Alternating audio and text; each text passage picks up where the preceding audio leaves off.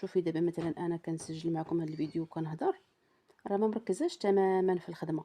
يعني راني كنهضر وكنخدم، يعني هذا راه ما مركزاش على الخدمه 100%. الا لاحظتوا راه نقدر نزيد غرزه ولا نقص غرزه.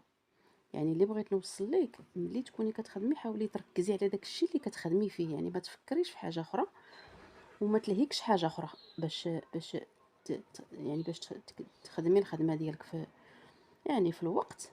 حاولي تركزي، يعني التركيز راه هو كل شيء. يعني خصك تركزي على الخدمه، يعني كتخدمي ركزي وشوفي العدد الغرز اللي كتخدمي وشوفي الخدمه ديالك كيفاش غاديه. يعني ما يكونش بالك مشغول بحاجه اخرى،